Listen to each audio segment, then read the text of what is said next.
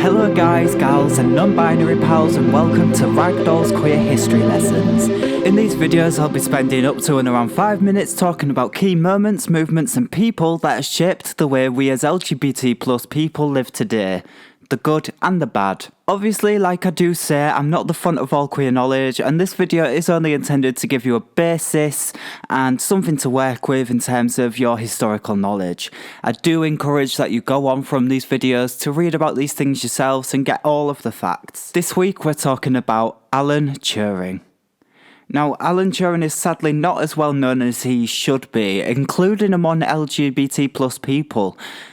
Turing was a mathematician and a computer scientist, to name a few skills, and effectively laid out the blueprints for whatever device you're watching this video on. In World War II, he created the Turing machine and cracked the Nazi Enigma code, which was used to keep Axis military movements a secret.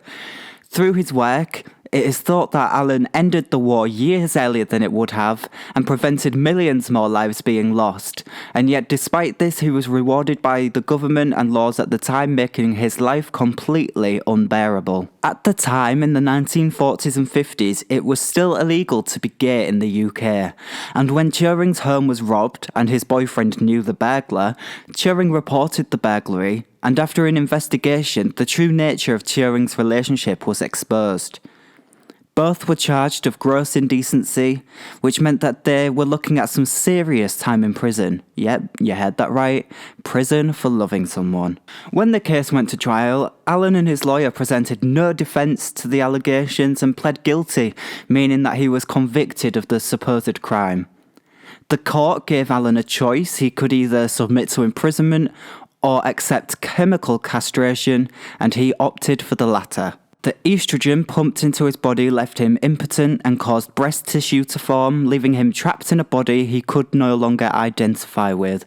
Where this is not bad enough, it is also argued by some that Alan had Asperger's syndrome, and I don't know about you, but I can't imagine how difficult this would have been for him to process. Because of his conviction, Turing lost his job, lost all of his security clearances, and he couldn't work in his field again. And because of the Official Secrets Act, he could never discuss his work during the war. So all society viewed him as was a sexual deviant, an outcast and a criminal. On the 8th of June 1954, Alan Turing was found dead by his housekeeper. At 41 years old, Alan, criminalised for his sexuality and forced into a body he couldn't recognise, had committed suicide.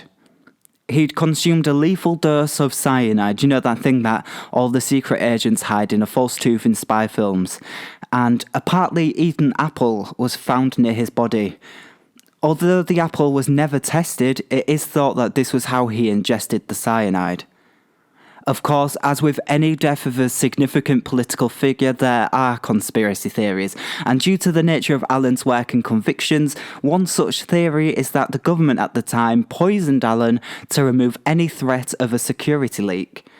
But this could never be confirmed, and it's safe to say that under the circumstances, the official cause of death is much more likely. In 2009, John Graham Cumming began a petition to posthumously pardon Alan Turing of his conviction, and after 30,000 signatures, the Prime Minister at the time, Gordon Brown, apologised, and a few petitions later in 2011, David Cameron gave that posthumous pardon.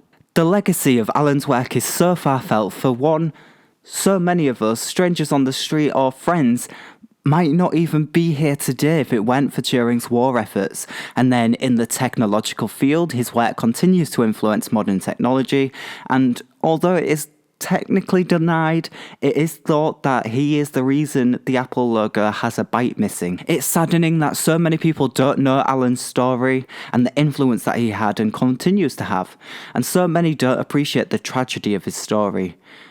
However, around the country in cities like Manchester, you can visit Turing memorials and statues. That's all for our queer history lesson on Alan Turing. I do hope you go on and research further into his life and struggles and trial. Thank you for joining, and I hope this has helped to educate you. As always, it is now down to you, so let me know in the comments what events or people you think should be the subject of a lesson, and please like and share this video with as many people as you can. We should all know our collective history.